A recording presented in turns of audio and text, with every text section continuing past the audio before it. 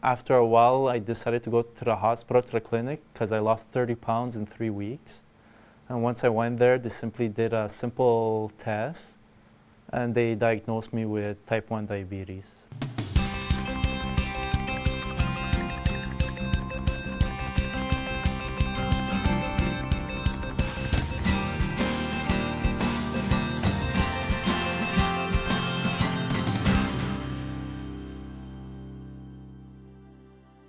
If left untreated or improperly managed, it can result in a variety of complications, including heart, kidney, and eye disease. Diabetes. More than 2 million Canadians suffer from it. I'm Sheila Walsh. Finding the Answers is a series that will introduce you to some remarkable patients and doctors from Toronto's University Health Network, which includes the hospitals Princess Margaret, Toronto General, and Toronto Western. Auntie Duvniak was born October 11, 1976, in Montreal, the youngest of Marco and Maria's 2 sons. As a child, he loved playing sports, especially team sports. Auntie would go on to study economics at Concordia University. He currently lives in Toronto, where he works in the city's financial district. In today's program, we'll learn where Auntie's determination to maintain an active lifestyle would lead him.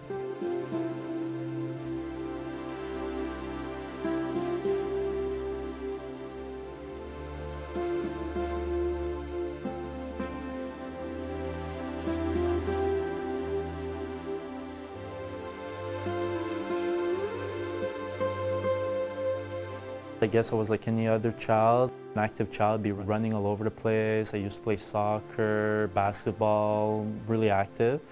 And then afterwards, as time progressed, when I was 21, I was minding my own business, living my own life, but little things were happening here and there. When I lost 30 pounds in 3 weeks, I finally decided to go to the clinic. I went to the clinic and I've told them my side effects, that I was losing weight, I was drinking tons of liters of water every day, and I was going to the bathroom every half hour. And they simply took a blood glucose monitor and did a finger test of taking just a small sample of blood, and they've realized that my sugar level was at 34, which to a normal individual it should be between 4 and 7. So my whole body was intoxicated with glucose, with sugar. When the pancreas makes little or no insulin, the result is an abnormally high blood sugar level. This autoimmune disease is called diabetes. In Auntie's case, he was diagnosed at the age of 21 with type 1 diabetes, formerly known as juvenile diabetes.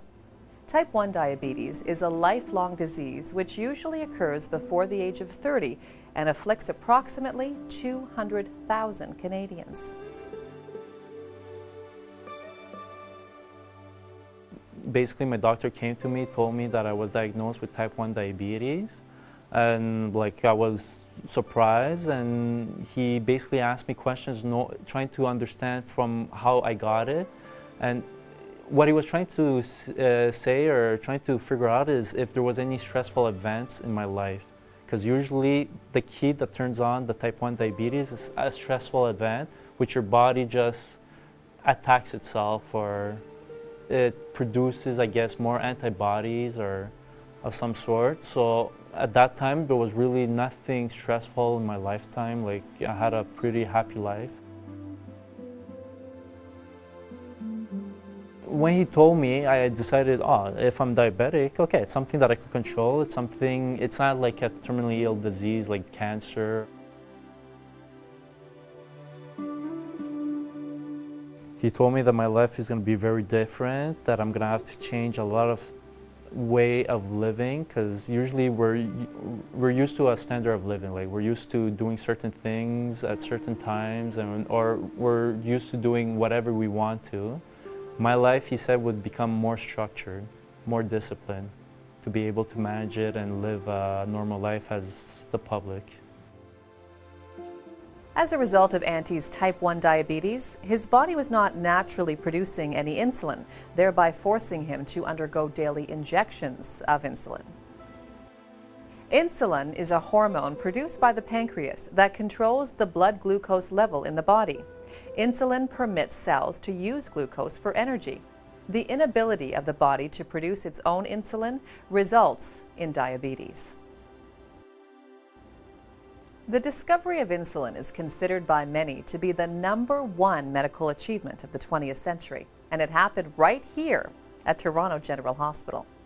It was Professor John Macleod from the University of Toronto who agreed to provide Frederick Banting with laboratory space, equipment, and lab assistants to conduct his research. On May 17, 1921, Banting and his new assistant, Charles Best, started the work that would lead to this important discovery.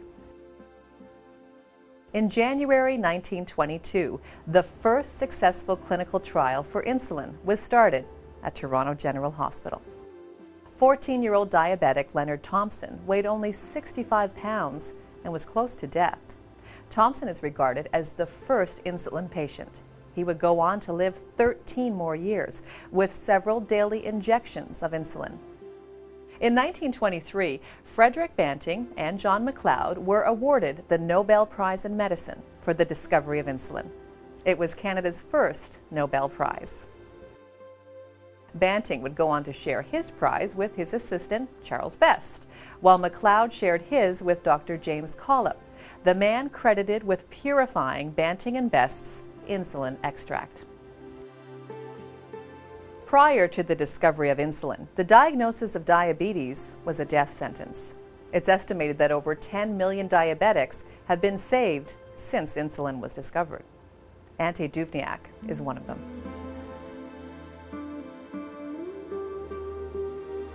It was simple, like simply inject myself with insulin whenever I would eat a meal and go on with my life. But then once you start going on with your life, you realize that your life becomes very volatile. Like sometimes you have highs, sometimes you have lows, and you have to try to balance everything out. It's like the general public, they're driving an automatic type of pancreas that whenever they eat, it secretes insulin. Mine is manual, which I have to balance it out. So it's not that simple. Like I'd be sometimes passing out, going for a jog on the street, and my sugar level would be so low that I would lose control over my legs, and I would just drop down and stay on the floor until my body recuperates itself. So my run became a walk, and it was just a volatile life. I'd be, let's say, in class, listening to the teacher, explaining a certain model, and my sugar would start dropping and I wouldn't be able to understand. The worst place where I passed out was when I got this job in Toronto. I was working, minding my own business, in front of my computer, and I'm just typing, and little by little I started feeling tired. And I thought, okay, I'm tired because I didn't have enough sleep the night before. But more as I'm going on, I started like falling asleep. And I was sliding on my chair, and before I realized it, I was under my desk. The people around me thought I was overworking, so they said, you know, leave him under the desk sleeping, until someone realized that something was wrong and decided to call the ambulance, and the paramedics came and revived me, basically. They've told me I was unconscious for like half an hour. It's just I felt a bit embarrassed of creating a scene, or all my co-workers being around me. Most of them didn't know I was diabetic. For 6 years, Ante gave himself daily injections of insulin. The once physically active young man was no longer able to participate fully in the sports he had always enjoyed. His need for a more athletic life was compromised by the reality of being a diabetic. However, Ante's determination to live life his way would lead him to UHN's Toronto General Hospital.